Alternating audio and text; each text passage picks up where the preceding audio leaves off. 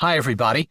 It's Jay, and I'm back again with another sneak peek video preview for this week's new audiobook release here on Say with Jay. This week, our new release is Me and the Dreamy Doomsday. It's the fifth and final entry into Jessie Gussman's Good Grief, Idaho romantic comedy series, and it is a good one. Before we get into that, though, the last couple of preview videos that I've done, I've worn a few fun t-shirts and have gotten a couple of comments about them. Normally, I don't say anything about what I'm wearing because, one, most of my clothes don't come with a story. The sea was angry the night I walked into the Nordstrom's men's department. And two, I'm a single dad who works from home. I basically get to dress like a gym teacher every day. And by this point, you guys have pretty much seen all of my wardrobe. But that aside, this shirt actually does have a bit of a story to tell, and I thought I would share it with you quickly. As many of you know, I'm a huge University of Alabama football fan. One of the things I really admire about Coach Nick Saban is that he puts a tremendous amount of energy into developing the players off the field.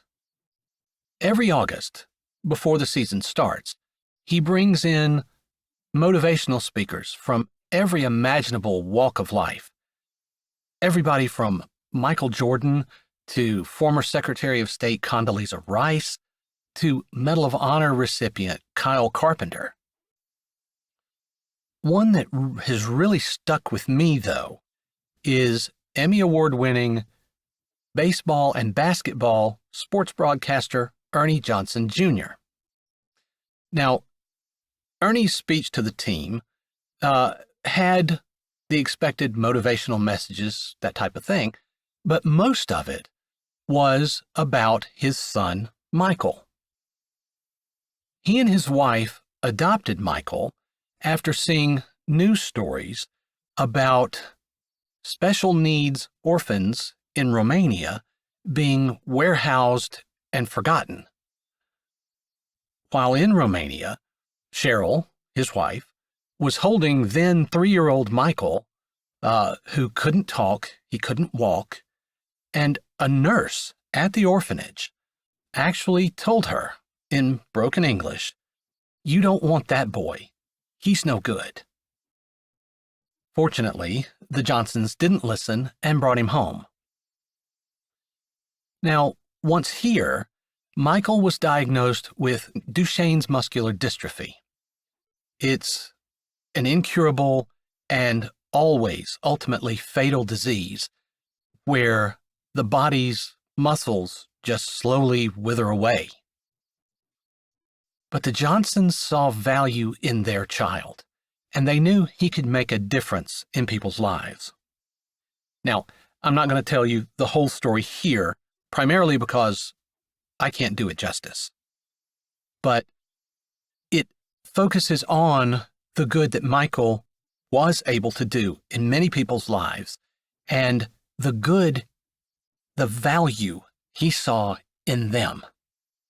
His was a life of being a better human. I'm going to do something that I don't normally ever do. I'm going to recommend that you go watch a YouTube video in someone else's channel after you finish this one and then come back. But it's Ernie Johnson's speech to the Alabama football team. It will take 5 minutes of your day, and I absolutely promise it will be worth it. It also explains the story of this shirt a little bit better, too. I'll put the link to the video down in the description of this one, but I promise you'll want to. Okay, back to the business at hand. Me and the Dreamy Doomsday is the story of Corey, the youngest sister to Claire, Tammy, and Lee, and Hoover, the younger brother of Bane, all of whom you've met in the previous books in this series. And The troublemaking trio at the Cherry Tree Assisted Living Center in Good Grief are up to their old tricks, and they're working on Miss Agnes's bucket list. The scene that we're going to share with you today is about them about to embark on a journey to do just that, work on that bucket list, and they may have used a little trickery to bring Corey and Hoover along. I hope you'll sit back and give this a listen, enjoy it, and then join us this coming Friday for the debut of me and the Dreamy Doomsday, here on Say with Jay. He walks across the parking lot that separates us, and I forget to breathe. He looks better to me now than he did earlier in the summer, and my eyes just want to rove over him, taking him in and memorizing every feature. I'm so busy looking at him, staring into the eyes that won't let mine go, that he's almost to us when what I already know sinks in. He's carrying a duffel and a sleeping bag. He's going with us. Okay, maybe my reaction is a little bit weird since I am unable to believe how much I missed him, and I'm thrilled to the very depths of my soul to see him again, and yet the realization that he is going with us makes anger eat into my chest. I whirl on Miss Agnes. Did you invite him to come with us? I don't think there's much anger in my voice, but I definitely sound annoyed. Didn't I tell you? Miss Agnes says, deliberately looking past my shoulder at the SUV that's been sitting there unmoving and unchanging for the last 15 minutes. She's trying to play innocent old lady with me, and I guess it's working. How can I get upset with her? No, you didn't tell me. There's maybe a little sarcasm in my voice, although I keep it pitched low, because I don't want Hoover to know how upset I am. Howdy, ladies, Hoover says, grinning as he joins our group. Nice morning to take a drive. I've got some really great places planned for us, and it looks like you guys are ready. His eyes swing around the trio of ladies before they hook on me. It was nice of you to carry their stuff out, although I could have done it. That seems like an odd thing for him to say. I did carry their stuff out, but I'm kind of their tour guide and the photographer, although I guess I'm not their tour guide. I'm just the photographer. I was here and you weren't. It's my turn to look past his shoulder at the blue Idaho sky.